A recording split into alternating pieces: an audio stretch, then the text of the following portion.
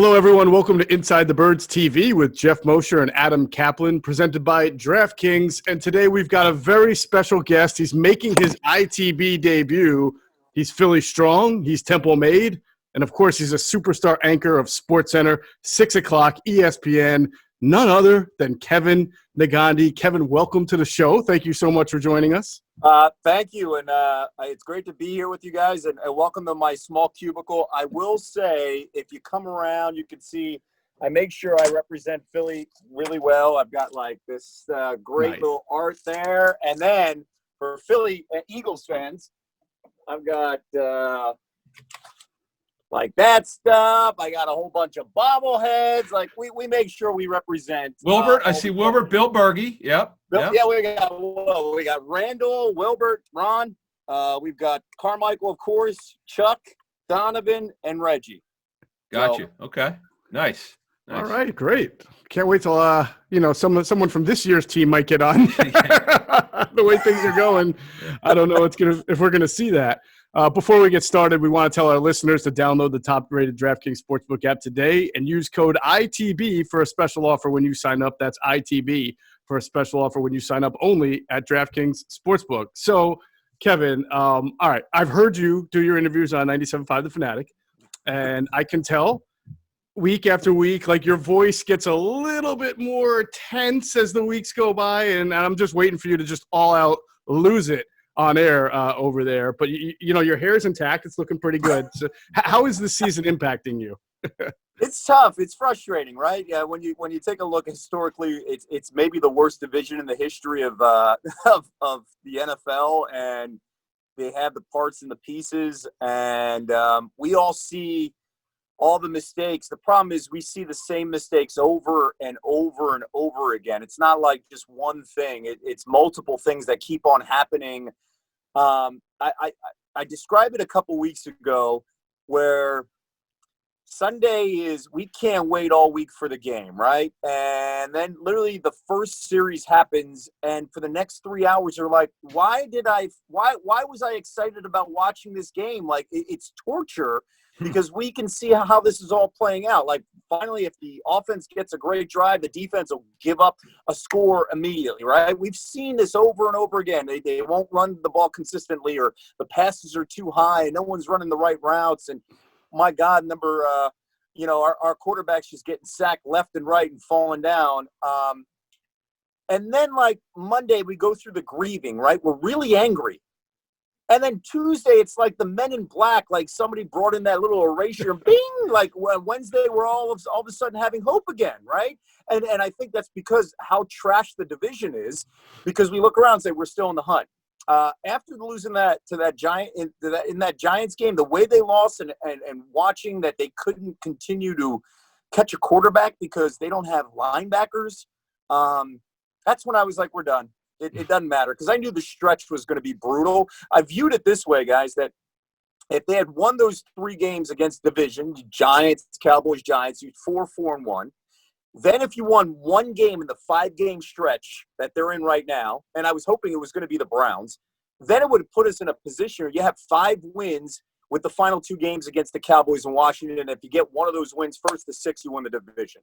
But as this is going on, why do we want that? Like, because we all know what's going to happen. You have a home date in a playoff game, and it's going to be the same stuff because they haven't corrected some of the same things that we're seeing. So I know I went full story in this, but I'm explaining the whole emotional letdown that we've experienced week in and week out because we know how much talent's on this team. And then you see that the quarterback has not gotten better, and the play calling has gone backwards. And then you see that the draft picks have been horrendous the last 2 years, and you pull your hair out, and I'm lucky that I've got an 8-year-old boy and a 6-year-old boy that understand passion, they understand heartbreak, and then they tell me every Sunday, "Sorry, Dad." I'm like, "Don't be sorry. This is what we deal with. This is how we go through it. And don't worry, when they start winning again, we'll appreciate it more." Well, Kevin, the way that you're describing the Eagles 2020 season, being a diehard fan that you are, I would imagine the 2015 season with Chip Kelly taking over personnel and that season, that was Chip's last year with the Eagles, and everything you've gone through as a Philly sports fan in your lifetime. Is this one of your most frustrating years as a sports fan in all sports, by the way, in all sports, not just Eagles?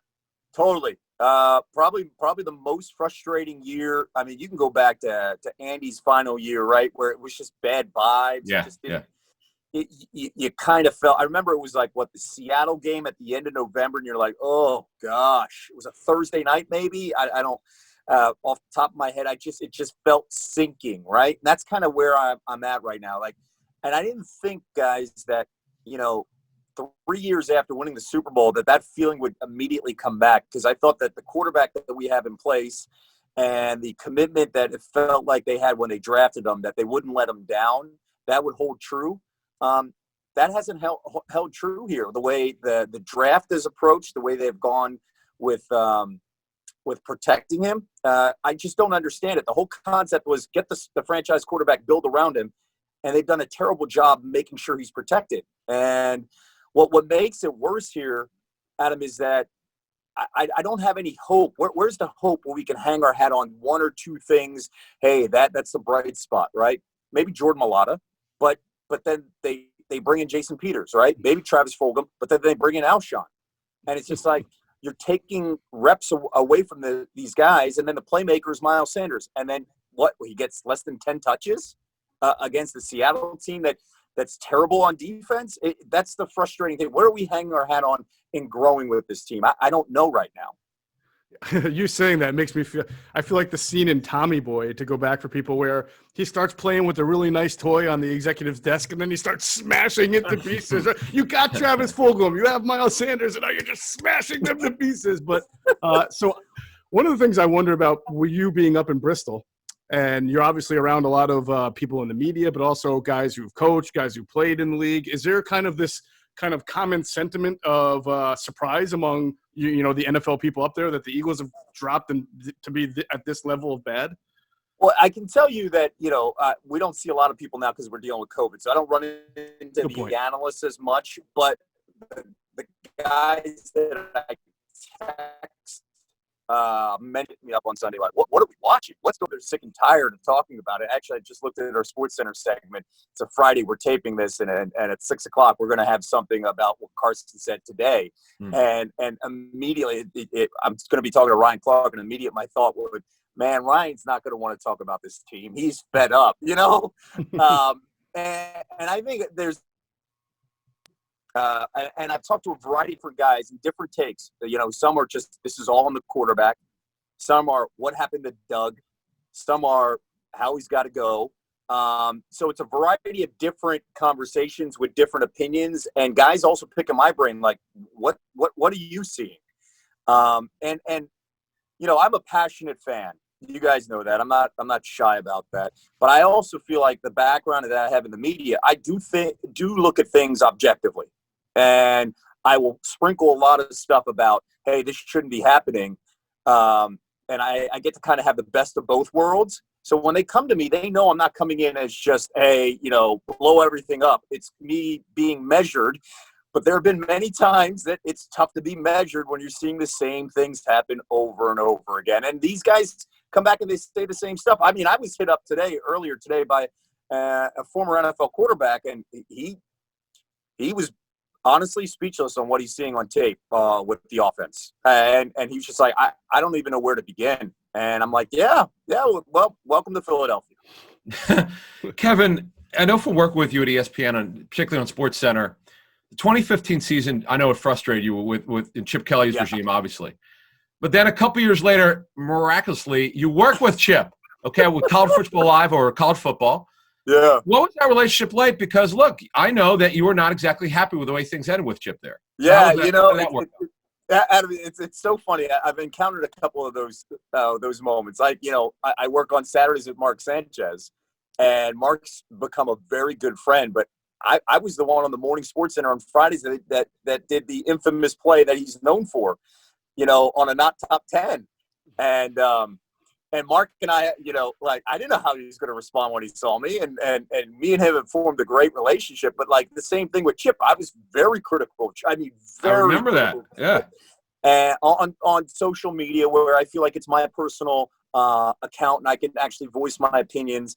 And so the first week we're in the green room, and he did ESPN2 for college football.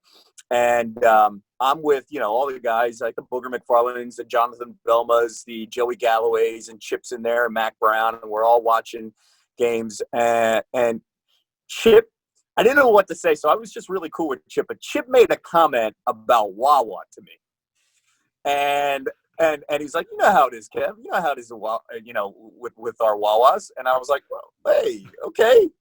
And me and him started talking more and more. And then suddenly Sundays, I started doing a quarterback segment with him on the Sports Center. And my phone would blow up. How could you be on the air with him? Blah, blah, blah, blah. Like, did you cuss him out in the commercial break? And I would laugh to be. And guys, that was the run that we had in 2017 with the Eagles. So I'm like, can't you just be happy? I was telling fans, like, can't you just be happy? Like, the team's playing well now. Like, let's just move on. So Chip and I had several conversations about Philadelphia, and it was great. Let me tell you, he was a great dude to work with. We worked together for 4 months. We had great conversations. He was brilliant when we would talk off the air, and that's where you would learn the most. And Adam, you know this. This is where you're learning the most in the green room from those conversations, right? Where everything's unfiltered, you're picking up stuff, and you're like, oh, that's what happened. That explains things. So that's the stuff that we would have that relationship with. And Chip was great all the way till the end. And then, when he was up for the potential Florida job, my wife's a Gator, and she was just like, is he getting the job? And I'm like, I don't know. She's like, find out and ask him now. I'm like, I'm not asking Chip that. So it's very funny when you come full circle and you talk about a guy, and then they come in, and now Mark's, part of our family. B-Doc was part of our family. You get to work with these guys. You guys have experienced that as well. And deep down, they're all just good dudes. No one's, and I've always said that if you got an issue with me, say it to me. Like, guys, I will tell you a funny story. I've been very critical of Howie through his career. And when they won, I'm at the Maxwell Awards, the year that they won, and the Eagles are being highlighted that whole night. I run into Howie. Howie made it known that I had crushed him. And Howie kind of, he let me know about it. And I've heard about these things. Yeah. Yes, said, we may know where you're coming from. Well, yeah, and I said to Howie, I said, you deserve it, man. Tell me all the things you got. Yeah, and he had some choice words for me. I said, go ahead. You deserve it, man. You won, and I'm here to tell you congratulations. And I laughed about it. And then afterwards, me and him had a conversation, and it was cool. Good. But I'm one of those guys where I'm like, listen, if you prove it, shit. Sorry, I'm cursing, but no, you can. We do. and say what you got to say, because listen, if you can take it, you can dish it out. And I'm sure if Howie sees me now, he'd probably cuss me out again. Well, I was going to say, maybe in a couple of weeks, you may be able to get your retribution on Howie. He might be sitting next to you doing a show in a month or two. Who knows what's going to happen? That's funny though. But I want to back to, you guys are in the media in Philadelphia, and here's the thing: is what we do. We call it like we see it, right? And if somebody has the chance to say, you were wrong, call me out on it. But at the same time, if you're wrong, I'm going to call you out on it. And a couple people that night told me, they were like, we're sorry what happened. I was like, don't be sorry. How you guys won the Super Bowl, and Howie did everything right in 2017, 2018. He can say whatever he wants to me because he brought the Super Bowl to the city. Yeah, it's funny. It's not only, because you mentioned this before, not only is it surprising that 3 years removed, you're really only not even a full year removed from a third straight trip to the playoffs. Not too many teams have been to the playoffs 3 years in a row. If I could tell you, Kev, to put your owner's hat on, and you've now watched this all year long, where do you begin? What's the first thing you think you have to do to change things? Well, you can't get rid of the quarterback, right? I think that's foolish because the quarterback's not even near his prime. My biggest fear is that I don't want him to turn into David Carr. And David Carr had a ton of talent, but David Carr, 76 sacks? And this guy's trending to the way Carson's been sacked. He's on his way to 67 this year, projected. Yeah. Do everything you can to protect the quarterback. And then so if that's changing game calls or bringing in extra guys, I don't know. That's up to Doug. Doug wants to be the play caller, where Doug has to. Now, the one thing I noticed with Jalen Hurts when he had that one pass, he had a clock in his head, get rid of the ball. Whether it's an incomplete or not, just get rid of the ball. Carson understandably wants to make the play, but when you have a line that's beat up and you're going through so many formations of this line and no one's comfortable and get rid of the ball. Why are you holding the ball longer than 3 seconds? And I get it. Your players cannot get separation. Just get an incompletion, right? And then live another day so you can snap the ball for the next down. I think that they need to continue to tell them, listen, you got to have that clock back in your head, and it's got to count to 2 and then get rid of the ball, regardless, right? He also needs Miles Sanders to catch the ball in the backfield. Like that is a huge issue where you can't build that trust because he needs safety valves. We saw in that game in Seattle, Dallas was his only safety valve that he trusted. No matter what, I know he's going to be there. If you can't rely on Miles, you're in trouble because your wide receivers are not getting separation. I mean, the Rager stuff is really disappointing. Like if you're bringing him in for speed and he can't get separation, that's troubling. The next level is this offseason, you've got to find a way to find a draft guy that knows what he's doing when it comes to personnel picks. And it's just not working. It's not working with what they're doing right now, especially the last 2 years. I cover college football for ABC. I'm not saying I know everything because I don't, but I knew that Justin Jefferson at that spot was the pick. Like, I just knew no matter what, he should be the guy here because I've watched enough college football. I'm not a scout. I'm not claiming to be a scout, but I knew that. I shouldn't be knowing more than how they're making that call, right? In their draft war rooms. And from what I hear, I'm not the only one that believed that in the organization that Justin Jefferson should be the pick. Mm-hmm. They've got to find somebody to make the pick, especially if you're going to have a top 10 pick this year. You cannot miss on this pick. And honestly, you've got to have a full conversation with Doug and say, Doug, if you want to be here, you got to hire better assistants and you got to give up play calling because you could see over time, I was against it. But over time, they really missed Frank Reich. And when I say I was against it, I didn't want to say that was the easiest thing.